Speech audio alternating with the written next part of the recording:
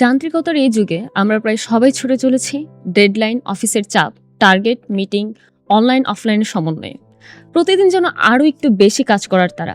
আজকের কর্মব্যস্ত জীবনে আমরা যেন সবাই একটা অদৃশ্য দৌড়ে নেমেছি।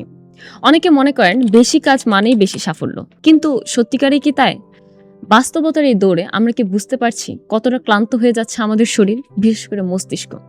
বিশ্ব স্বাস্থ্য সংস্থা ও আন্তর্জাতিক সংস্থা বলছে, যারা সপ্তাহে ৩৫ থেকে ৪০ ঘন্টার বদলে সপ্তাহে ৫৫ ঘন্টা বা তার বেশি কাজ করে, তাদের স্ট্রোকের ঝুঁকি প্রায় ৩৫% এবং হৃদরোগের মৃত্যু ঝুঁকি ১৭%-এর বেশি। আন্তর্জাতিক এই সংস্থাটি মনে করছে, অতিরিক্ত কাজের এই চাপ নীরব ঘাতক হিসেবে আমাদের সমাজকে গ্রাস করেছে।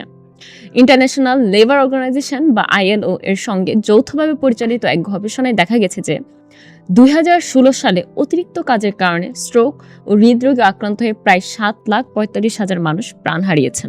জাপানে এই ধরনের মৃত্যুকে কারোশি বলা হয়, যা মূলত অতিরিক্ত খাটুনির ফলে অকাল মৃত্যুকে নির্দেশ করে।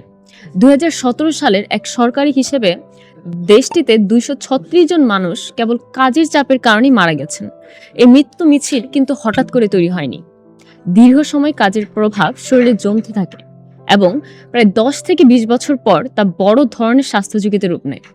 দক্ষিণ পূর্ব এশিয়া ও পশ্চিম প্রশান্ত মহাসাগরীয় অঞ্চলের মানুষ এই ঝুঁকিতে সবচেয়ে বেশি রয়েছেন।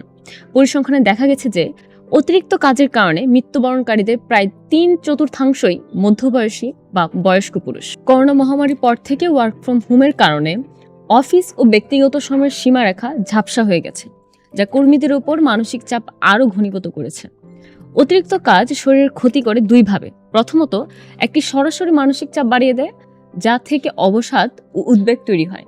দ্বিতীয়ত, এর পরোক্ষ প্রভাবে মানুষের খাদ্যাভ্যাস নষ্ট হয়, ব্যায়ামের সময় থাকে না এবং ঘুমের প্রচণ্ড অভাব দেখা দেয়।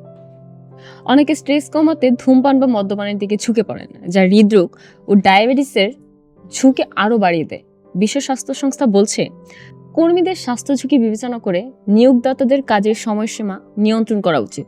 ফ্র্যাঙ্ক প্যাগার মতে, কাজের সময় কমানো শুধু কর্মীদের স্বাস্থ্যের জন্যই নয়, বরং উৎপাদনশীলতা বাড়াতেও সহায়ক। কাজ করার জন্য হাজার নিয়ম আছে, কিন্তু নিজেকে বাঁচানোর জন্য একটাই নিয়ম: কাজের সীমা টানা। দীর্ঘ সময়ের কাজ, ওয়ার্ক ফ্রম হোমের নীরব চাপ আর কর্মহীন মানুষের মূল্যহীন লেভেল, এই সব মিলে মানুষের স্বাস্থ্যের উপর ধীরে ধীরে হামলা চালায়। তাই আজ থেকে নিজের জন্য, পরিবারের জন্য একটা কথা মনে রাখতে হবে: কাজ করব, কিন্তু কাজের চাপে নিজেকে খুন করব না।